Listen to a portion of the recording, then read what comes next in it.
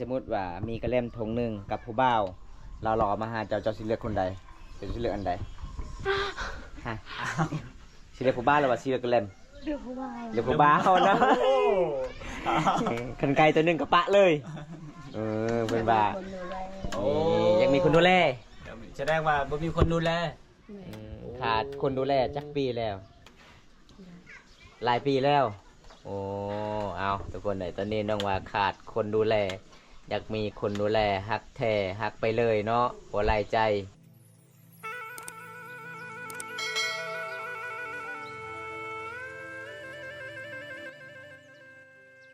จะเอาโลดเท่าไหร่คนหนักดังนับเป็นไงมันมีจังอันนับเยอะดังเนี่ยฮะนำ2,000เหรอมันนำ2,000อันนึง2,000แต่ว่าเราไล่บ่เป็นสิไล่ชวนน้องก่อนทุกคนโอ้ยน้ำแม่จะจักอันเอาอันหนึ่งจังอันนะแม่น่ะอันหนึ่งชามแล้วนะไล่โลดอันนึงเมื่อกี้ให้อันเดียวว่าเอาให้แม่กินนะให้อันเดียวได้ชูงโพดตำแล้วมันมืดอ้าวอันนึงบองกินนี่นะ2 3 4 5 6 7ไล่กระแลมกันทุกคนเลย9โอ้ยลืมเลยโอ้หมดแล้วนะเบิ่งแม่ขากับพ่อขา30 ไม่3 4 5 6 7ดินมาแอร์น้ำนองทุกคนหลายคนอยากให้มาหามื้อนี้ทำไมไม่นึก2,000จัดให้ทุกคนตามคำขอให้เบาใส่ไปหาบ่ใส่ก็ได้ไปหาน้องเลยเด้อทุกคนเด้อน้องก็บ่สบายแน่น้องเพิ่นบอกชาไม้นึง 2,000 เท่าไหร่เจ้าผู้เป็นแม่ค้าเจ้าสิเอาเงินนำค่อยเท่าไหร่บ่ให้หูเจ้าไล่รถเจ้าเอาเท่าไหร่ก็ค่อยให้เท่านั้นเอาเจ้าไล่รถเจ้าเอาเท่าไหร่ก็ค่อยให้เท่านั้นไล่50โลดว่าโลดว่า 50,000 กีบจบเจ้าเอาเท่าไหร่ก็ค่อยให้เท่านั้นไล่มึงดูเอาใครให้ไล่เงินไปเยอะๆนี่นะคนใจดีเพิ่นว่าบ่ให้ก็ได้ให้ก้าวว่าเท่าไหร่ก็ให้เท่านั้นสบายดีค่อยๆว่าเป็นเศษบุญนี่มื้อนี้มาเยี่ยมมายามสาวใหญ่คือเก่าเด้อทุกคนเลยสาวสวยบ้านป่าบ้านปลาเสียใหญ่เอาไปใส่อีกแล้วกำลังภาคผัดโอ้ยโอ้ผู้สาวนี่ไปเลยกำลังภาคทางนี้กำลังสิบอกชื่อเสียงกำลังสิบอกบาทจ้าเอี้ยวบ่เมื่อยเอ้ากินเลยแม่น้องเลยสบายดีทีนึงใน FC เนี่ยเมื่อกี้จะไปแล้วสบายดีนี่บ้านประสามังกรบ้านสวนเนาะเป็นยังไงไอมาเมื่อนี้กินข้าวกันน้ำเลยบ่น้องสาวกินแล้วได้อาหารอย่างเนาะบ่มีอาหารกินปกติน้องมากินดักแด่ได้บ้านเจ้าเด้เป็นยังไงบ่ได้สอนมาป่าอยู่น้องเจ้ามันแห้งแล้วบ่น้องมุมกว้างเจ้าหน่อยนึงอ๋อเล่นเดียวกันกับกว้างมันแปลกเนาะน้องเจ้ามีแต่ปลาขอเนาะปลาขอลายเลยไปมื้อนั้นเอาปลาขอลายเลยทุกคนเลยลายบอกลายแต่มีแต่ปลาคอเลยเป็นยังไงศัพท์ของน้องไอมาครับนี่เป็นยังไงใช้งานหรือบ่ดีหรือบ่ยังคือเก่ายังเพคือเก่าเลยโอ้ทุกคนมามื้อนี้ยังโสดคือเก่าเนาะยังบ่มีใครคุยได้ทุกคนเลย FC คนนึงกูบ้าวแล้วน่ะแดงๆอยู่ทางหลังนะหมวกกูบ้าวเจ้าบ่สีแดงคุณบ่ไอแม่ยิ้มเลยทุกคนเลยไอแม่อยู่ศาลเฮือนไอแม่เพิ่นยิ้มเลยเพิ่นว่าอันนี้ลูกสาวของอีแม่เพิ่นเลยทุกคนสวยหลายเลยพี่น้องเป็นสาวใหญ่สาวน้อยเพิ่นเพชรงานแล้วเป็นสาวพาเพกเอาขอบังคับกินนี่หน้าเดียวกันเลยชมพาแพทย์อะไรจะเห็นนะก็คือกันเนาะบัดเอาพวกก็สิเอาน้ำกันเขาบอกเลยแม่มาสาวใหญ่ไปเที่ยวน้ำกันไปเที่ยวน้ำกันคิดว่าสิเอาพวกก็สิเอาน้ำกันเด้เอ้าหน้าเจ้าใครกันเด้คือกันเลยไปอยากเอาพวกน้ำกันอ๋อจิตใจคือกันบ่เนาะต่างบ่ต่างกันเนาะสไตล์ไผสไตล์มันน้องมักเนาะน้องเจ้ามักผู้เบานุ่มบัดเจ้ามักผู้เบาเท่าเราเข้าจะบ่พูดนะโดยเงี้ยกี่โดยเงี้ยกี่โซแม่นแหละปลาตัวแบบพืชบ่ได้ใส่ข้าวหมดแล้วที่นี่เขาเอาเหล้าขาวไปอยู่ในบ้านเนาะเอาเราเข้าหน้าเอาได้โอ้ เข้าตะเวทก็ได้เข้ามากองก็ได้เขาให้นะไว้บ่ได้นะโอ้ได้เอาให้เห็นว่าเอาว่ากินบ่กินนี่นะเอาเจ้าให้บ่ ผู้สาวบ่กล้าเอาคืนบัดเฮาซื้อเลยผู้สาวบ่กล้ากินทุกคน กินโลด เพราะว่าเขาจ่ายเงินแล้วผู้สาวบอกใครบ่กล้าอายเอ้ยน้ำซีเนี่ยกินแกลมนี่ ประชาบ้านจนนั่นได้กระเล่มคือกันบ่ กระแลม โอ้ก็เดียวว่าแก้วบ่แม่นโอ้ทุกคนกระเล่มก็คือไอติมนั่นแหละทุกคนเลยเห็นนี่เขาจะเอิ้นกระเล่มเด้อทุกคน สบายดีบาวบุญตาที่หักของข่อยโอ้จะเป็นเพลงกับบ่าวดองสวรรค์บ่กับบ่าวด่างบ่ฮะ บ่าวดังมากแล้วเนาะ อืม มาเลยบ่เคยเห็นบ่ บ่เคยมาแล้ว เคยมา คนแม่ชาว ไม่ใช่ นักชี มองแม่ชาวขอบใจเด้อกดไลค์ให้อยู่ใส่เนาะบ่าวแดงมื้อนี้ไปใส่น้องบ่าวดองสวรรค์บ่าวดองชนบทอยู่ได เปลี่ยนละ เป็นแล้ว อ๋อบ่าวดงชนบทลาวมันชวนจุงกระ กินมันสิเอาให้แม่ได้นะแม่เอาให้อันเดียวเจ้าน่ะโอ้ย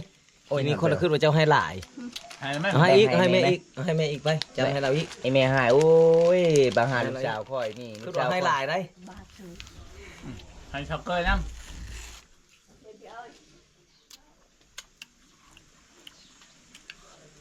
บรรยากาศบ้านๆทุกคนเลยวันนี้มาลินมาแอนอยู่บ้านประเสียด้นเนี่ยมาได้มา แนวใด นี่ จอยลงบ่คือดึงชงขึ้นบ่ทันได้กินข้าวบ่ กินข้าวบ่ใช่ เดี๋ยวเอวน้อยลงน้อยนึงดึงชงขึ้นชงรถ สาวใหญ่เจ้าสนเกตลังเบิงทีมงานเฮากินแกลมนี่ถ้าผู้ใดสิกินต่างกันแสดงว่าผู้นั้นรายจ่ายแห้งนี่เด้แม่นบ่ได้จะเห็นรายจ่ายอยู่นี่ฮะ ยังมันจะกินให้มันคัดหมู มุกแดงบ่ ผู้ชายเอาไว้ละมุกอ่ะเที่ยวนี้นะครับเป็นแพทย์กันได้จำบ่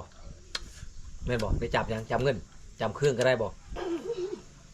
แม่นบ่แถวบ้านเจ้าเคยบ่ เอายังจ เอายังจำกันตกลงเป็นแพทย์กันเอายังจ เงินเนาะ ำแม่นหรือเปล่า เงิน ำเอามุกก็ได้บ่นะมุกเดี๋ยวเขาจับเจ้าเลยมุกอยู่ทางหลังนะ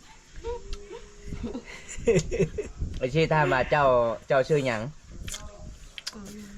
นางใหญ่เด้ออ้ายนางใหญ่เด้ออ้ายจากประเทศอเมริกา ผมเป็นนังหน่อยเนาะนังใหญ่นังหน่อยไปเฮียนไปเฮ็ดงานทักทายสบายดีทุกคนสบายดีก็ไม่ทักทายได้ทุกคนอารมณ์มาแอนน้ำหนองคนไปเลยมันยามโดนแล้วบ่ใส่ประเด็นบางหาเทศนี่ตั้งแต่หน้าหนาวจนอันนี้จะเข้าหน้าร้อนเลยแหละเมษาเดี๋ยวก็มีนากลับมาเห็นหน้าคือเก่าวนไปวนมาทุกคนเลยช่วงนี้ไปใส่มาใส่ก็ค่อนข้างลำบากนะทุกคนเลยเศรษฐกิจบ่ดีน้ำมันก็แพง แรงก็หมด แรงก็หมดแล้วแต่มันก็จะกินน้ำ เท่ากับครับ บะ มันท่องกันแล้วบ่าวดากินนะ น้ำมันลด ท่องอะไร เพิ่ม ครับเลย เมื่อวันก่อน41เดี๋ยวนี้เกับ43 ผู้ แล้ว สาวบ้านใดเนาะเขาถาม 42 700 700อีก2-3 มือก็ ผู้สาวบ้านประเสีย อยู่ เด้ เขตช อน บทเป็นร้อยปลายบ้านเขตชนบท อ๋อทั้งแม่นงามหลาย บ้านยัง50นะ ยังบ่ฮอด100หั่นก็เป็นเงินบาท50นะ สามเลย บ้านตะเลง70 70ตะเลง กาย100แล้วหั่น 70 กาย100แล้วค่ะ70เลย หนึ่ง70ประมาณ ร้อยปลายแล้ว ร้อยกว่าบาท อืม 40 70 มีเหลือ40 40ว่า40ในปั๊มก็40บาทแล้ว เรียกว่า มันบ่ฮอดลิตรเด้มันบ่ฮอดลิตรเด้ตนทุก800มิลลิลิตรน่ะเด้ กระตุกๆเลย ทุก800มิลลิลิตร ตัว นะ ไหนได้ตัวไหน มันบ่ฮอดช้ำนะช้ำ ว่าลิตรครึ่งลิตรครึ่งลิตร มากาเปาะนี่น้ำมาให้เปาะบากินไปเรียนนี่ nhẹ thôi จูมไปจูตื้อๆเนาะเอา Tại ปลา đây เจาะเนาะ Tụi bay nhịp hả? ทำไมนี่กลึงกว่า พอจุ Tụi แล bay không? มาตะบันนักกลึงเท่ พอจุแล Còn lì ai? Bằng kiềng lên บายให้พอใช่ปะปะพอบ้านอะไร จะปะเลยแต่บ่ฮอดวีดกันเลียให้มันจะ ฮอดเดี๋ยวปอก็คือเชื่อใจโลด ชัวร์แน่นอน แน่นอนเราบ่ให้ผิดพลาด ชัวร์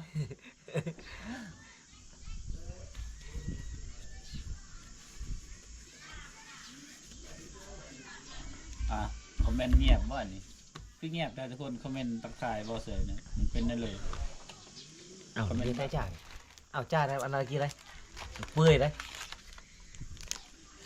เปื่อยแล้วเข้าตู้ เฮล เย็น โล บ่ เฮ ก้อน ล นี่ โล เลย ส เนาะ บายดีทุกคนสบาย ก้อนนี้บ่มันก้อนขึ้นบ่ ก็ไม่ นี่ เสีย จ้า ย้าย เจอก้อนจ้าได้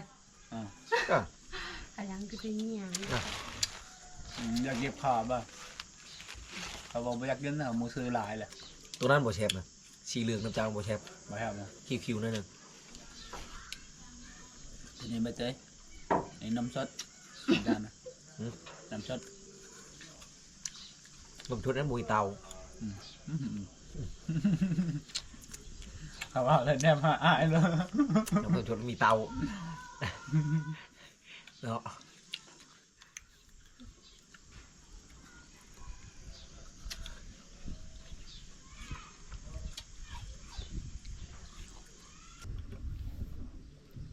เหยาะเหยาะไปว่าหยังเหยาะ อยากไปเอากระแลมชมบอกกระแลมรูวาดแช่บบ่ แชบบ่าวโตยชื่อแชบแน่นอน กินหลาย อืม แซ่บแต่ว่าเป็นแซ่บแม่แอม แอมทั้ง ๆ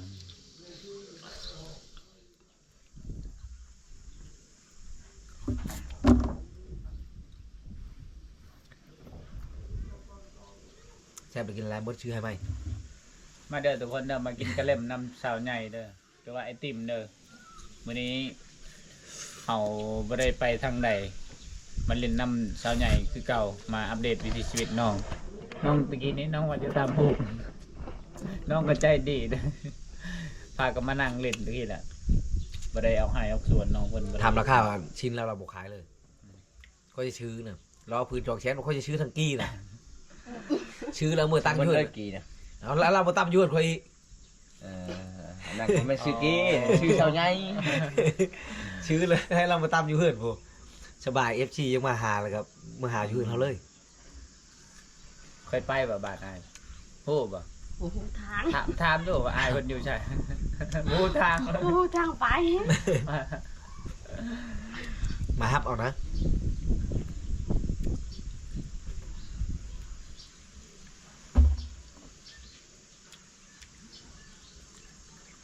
โยกกินคักแท้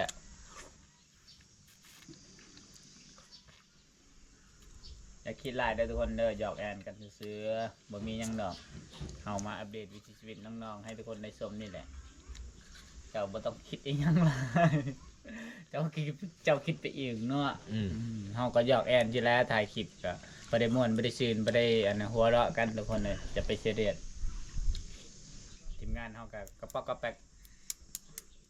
ทีมงานบ่คือทีมงานคนอื่นเนาะมีรถใหญ่ คือกันนะอยู่ใช่ครับเขาไปล่มชาวก็ต้องมีแนวเว้ายอกเว้าฮู้แนวเว้ากันเนาะคือกันนะตามเบิ่งกัน แม่น อยู่ฝั่งไทยเขาไปล่มชาวเขาชิเว้านั่นได้จ้ะ สบายดีเด้อ นี่เว้าลิ้นเว้าลิ้นแม่นน่ะว่ะ แม่น น่าจะคือกันนี่แล้ว ว่าลินว่าม้วนเนาะ เนี่ย ว่า แนวเว้าลิ้นกับเว้าลิ้น เอาปก ไอ้ กัน นี่เจ้านี่เว้าลาวเก่งเนาะแม่เนาะ เป็นบ่อีแม่เว้าภาษาลาว เหมือนเราบอกกันแล้วเอาอี บ่เป็น ไอ้แม่ได้ สัญญาหัวเลยว่าแม่บ่เป็นภาษาลาวคือแหละ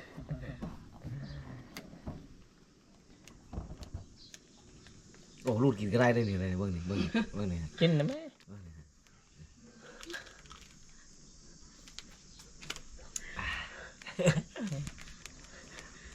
อยู่แข่งใดอยู่สวรรณเขตเด้อครับ ทุกช่วง อยู่สวรรณเขตครับ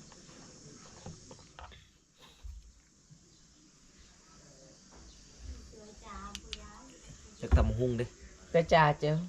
เลยจานเนาะ ข้างในแหละก็มันเท่ากันไหน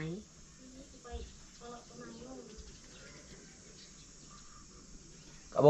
ไปเบิ่นอะโบ อะบ่ โดนเบิ่น บ้านเจ้าก็อะโบ ก็ได้ว่ะ ที่ก็อะโบฮะ đang cực cái bên cực Tối, phải à, lên lò phải nhẹ cho tụi mình บ่ phải มากองกันมากองบ้านนายบุญตา โอ้ยมากองกระเทินนะมากองโต้ยโต้ยมากองนะโต้ยนี่นะ อะโบก็ได้ pháp phát mai là phải cái này ชาวใหญ่ FC ถามว่าขะดองเท่าไรครับบ่ cả đó แม่น chip lá 50 ล้านเด้อโอ้ คำจากบ้าน4 บาท khám ข้าม5 บาทก็พอ โอ้โห ควายจักโตบ่ควายจักโต คัน5 บาทแล้วบ่ต้องเอาหา พังได้ไอ้ถามนี่ถามจำดีได้ดีเนี่ยควายจักโต ไว้นึง ควายตัวหนึงเจ้าคุณบอกว่าช้องเอาไว้เลี้ยงได้ตัวหนึง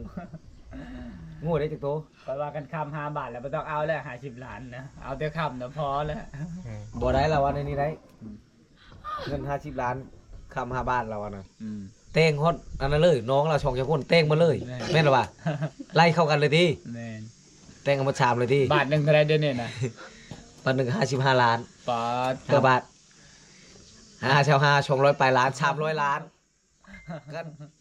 พอเอาแล้ว3 คน 3 คน ได้3 คนดิ โอ้3 น้องเราอีก2 คนดิแม่นหรอวะพอเอาอยู่ควายตัว มา นี้ ได้มาได้มาได้ครับมาได้ครับ อยู่สวรรณเขตครับมาได้ ขาดองแถวบ้านเฮาเนี่ยเขาเคยได้หลายปานใด คอยอยู่สวรรค์ ผู้ได้หลายชุด ไปเล่นน้ำโอ้ได้เมืองนองครับมาได้ ลาย อยู่ เท่าไหร่ มืองนอง ว่าให้พักในผู้หลายชุดกว่าหมู่เนี่ยจะฮู้จักนะ ปิงมาชายแดน ฮอดบ่ เวียดนาม 50 60 ล้าน อยู่เมืองนอง ไปเถอะก็ ฮอดผู้ได้ฮอดนี่อยู่เพิ่นแถวนี้มีบ่ เท่าไหร่ 50โอ้มี 50 มีผู้ได้50ได้ในความเรานี่ได้ เจ้า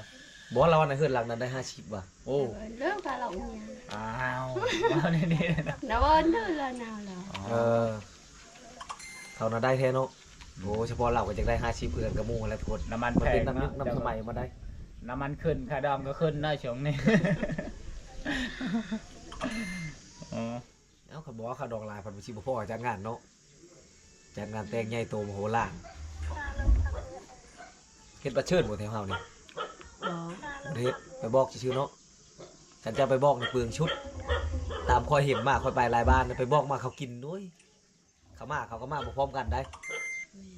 เขาจังมาย่ำแต่ก็มาก็ได้ย่อเข้าแต่เพิ่นละคนพูดละผ้าเอาชิ้นมันได้ใช้ให้เขากิน นา ถ้าเอาเฮ็ดบัตรเชิญมันเป็นโมงดีเวลาเดียวกันแหละสบาย เอฟซีบอกว่า เขาก็มือ FC บอกว่า5 บาทนี่ตกอยู่3,700,000แต่ได้เกือบ4,000,000 บาทแล้วได้ เอาได้3 คนเด้ 3 คนได้พิสารได้3 คน5 บาทก็คือ คันยังบ่พอว่าเราได้ลูกชาวเอาลูกชาวเราอีกผู้ใดมากอ่ะ พอดีเกือบ500,000เนาะรวมทั้งค่าดอกนำทั้งทองนำเขาบอกว่าสนใจไปอยู่ไทยบ่ไปบ่อยู่ไทยนะบ่ไปเนาะ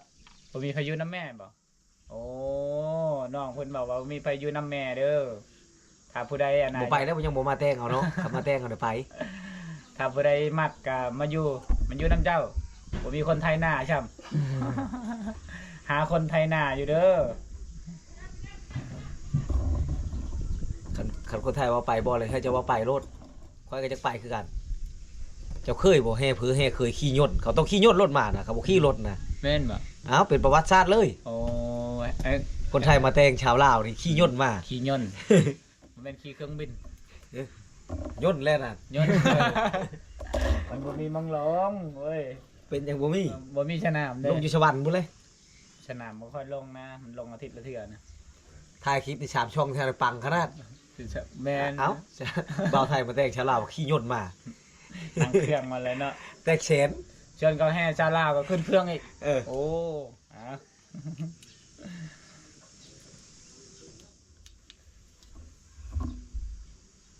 ตามพอ บ่มันสิดับแล้ว พอแล้วครับเนี่ย สบายดีเด้อทุกคนเด้อสบายดีคอยจิย่างไปโอ้มาโลดกันนี่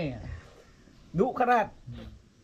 เขาคิดว่าเป็นผู้สาว บางคนก็เสนอขนมเป็น100-200 ล้านก็มีแชทมานะจังค่อยจะแป้งเจ้าเขาเอาค่อยว่าค่อยยังบ่ทันได้ไปแป้งนะค่อยว่าได้ค่อยอยู่ไปแป้งก่อน เป็นลางกัน เออ เขายังบ่ตัดเอา ไปพาตัดแป้งข้างในก่อน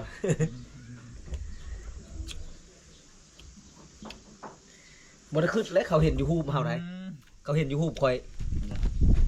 อยู่ในโปรเฟซเขาเห็นอยู่ รอที่เจ้าเนี่ย โลเอ้ยแต่จนเขามากมันเลยยังไปแป้งใช่ แบ่งให้คำ5 บาทเพิ่นเนาะบ่มีใครได้คำเนาะมีแต่เงิน50 ล้านแล้วก็ของกิน แม่น อ๋อก็คือค่าดอก50 ล้านแล้วก็จะเป็นงัวกิน ครับมีคือการคำดิบเป็นโล่เป็นโล่บ่ได้ติ๊กขี้ดินใช่ไหม บ่มีคำจนหลายเนาะบ่มีใครมีเนาะมีแต่ค่าดองก็คือ50นี่ก็หายากเนาะบ้านเฮา ถือว่างามชุดเลยจังได้50แม่น สาวคนงาม แม่นคนงามแบบคนแบบบ่ได้แม่นชาวแม่ห้างเนาะได้เนาะ 50 ล้านนี่โอ้สุดยอดแล้วเขาบอก ห ว่า น้ามอมไหมไป ทักทายด้วยสบายดี พอได้ ผู้สาวชื่อหยังน้องงามแท้ชื่ออีหยัง ใช่ชาวนั่นน่ะบอกกับ น้องใหญ่เด้อน้องชื่อใหญ่ ทำสมุนทำนะมันไปเชี่ยหรอวะนี่บอกกับไปเพาะอยู่โรงอันไม่โทรคือนะอีโทรศัพท์มันโทรคือนะ เป็นเงินไทยเท่าไหร่ครับ โอ้ยไม่ล่ะ เงินไทยประมาณอยู่เกือบ70,000กว่าเนาะ50 ล้านฮอดบ่70,000บาท50 ล้านนี่ฮอดบ่70,000 50 ล้าน อ่ะ เหมือนหมด80,000ผมบอก 80,000บ่ประมาณนี้ทุกคน7-80,000ครับไม่ถึงแสนถ้าแสนหนึงก็ตกอยู่ประมาณ60กว่าล้าน 65 65ประมาณนั้นแต่ว่าเศรษฐกิจปัจจุบันก็ค่อนข้างแรงอยู่นะถ้าในสปปลาวนี่รายได้แบบเป็นกรรมกรนี่ก็โอ้โห50 ล้านนี่ก็ถือว่าแพงนะทุกคนถือว่าแพงนะเพราะว่ารายได้ถ้าเราเฮ็ดงานก็เดือนหนึงก็สูงสุด นี่30 ล้าน นี่ไม่โทรบอกกับไปเพาะอันนี่แหละนี่ชื่อนั่นนี่ใช่คือมันชื่อนั่งกันนะใช่ สวัสดีน้องใหญ่ครับดาสบายดีแน่ สบายดี คือผมเป็นชื่อ น้องเพิ่น เพช ก็ ร บ่ ใช่ สบายเนี่ยเด้อ FC บ่ เด้อน้องเพิ่นก็บ่ส คือบ าย ว่า ห ชื่ ลาย อ มื้อแหละเป็นไข้ คือใหญ่ใช่เป็นเพชรบอกว่าใหญ่หาลุงเงิดอยู่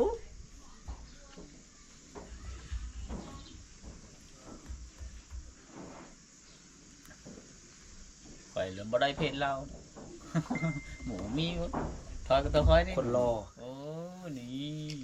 ข่อยแพ้ให้ก็ได้ เนาะแพ้ให้ซะ ทักทายด้วยสบายดีเด้อสบายดีข่อยอ่านอังกฤษบ่เป็นเนาะทุกคนชื่ออีหยังก็บ่รู้สิ อ่านได้มาผิดชื่ออันนี่ สิตะวัน อ่าน ตะ เท วั ว น โต ก่อนเนาะ อ่านเทละโต แล้วโต A B C D ไปเลย โอ้บ่ใส่ตอนเรียนขี้ดื้อหั่นนะขาดโรงเรียนดุ พังความในคู่โพดวันนี่มันก็เลยเป็น มันก็เลยเก่งเห็นนะ ไปจบม .6 ซื่อๆก็บ่ได้เป็นอีหยังทุกคนแต่ว่าม.6 เรียนแบบก็บ่ได้ตั้งใจเรียน คอจบบ่จบก็คอจบไว้จบอีกคอจบ กันจบม .6 แบบบ้าๆบอๆน่ะบ่ได้ตั้งใจเรียนน่ะ นี่ต้องตัดลงเงียไง ไปเอาไปเฮ็ด ตาย ไม่ต้อง อันอ่านก็ได้ น้องใหญ่อายุเท่าไหร่แล้วครับ19 ปีเด้อครับเด้ออายุ19 ปี ส่วนน้องเจะจักปีน้องเจะผู้สาวน้อย19คือกันอ๋อแล้วก็ผู้สาวเกยเด้สาวเกยบ่ฮู้ เพิ่นมีน้องสาว2 คน คนหนึ่งไปเฮ็ดเวียกอยู่เวียงจันทน์สงกรานต์นี่บ่ได้กลับบ่ ครับ กลับมื้อใดเดี๋ยวเพิ่นจะไปหา ที่วันที่10มื้ออื่นโลดบ่มื้ออื่นเดี๋ยววันที่9โอ้ยขอยสิเอารถไปหาอยู่ ทางแบง บอกข่อยเด้อ ทักทายด้วยสบายดีเป็นตาหักเนาะแมนครับ เป็นตาหักอีหลีสาวงามบ้านป่างามแบบธรรมศาสตร์ทุกคนสาวงามแบบบ้านๆเขตอันนี้จะบ่ได้แต่งบ่ได้เติมบ่ได้เสริม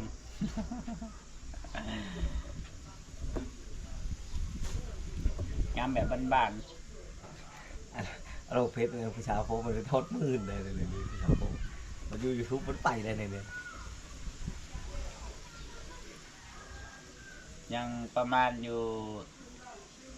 2 นาทีบ่ใส่ก็จะได้ลงสตรีมแล้วเด้อทุกคนเด้อเพราะว่าประหยัดแบตไว้ทุกคน อาการมันก็สิหอนหมู่บ้านเจ้านี่ชาวหลายบ่หลายเนาะคือบ่เห็นเขาเอาให้บ่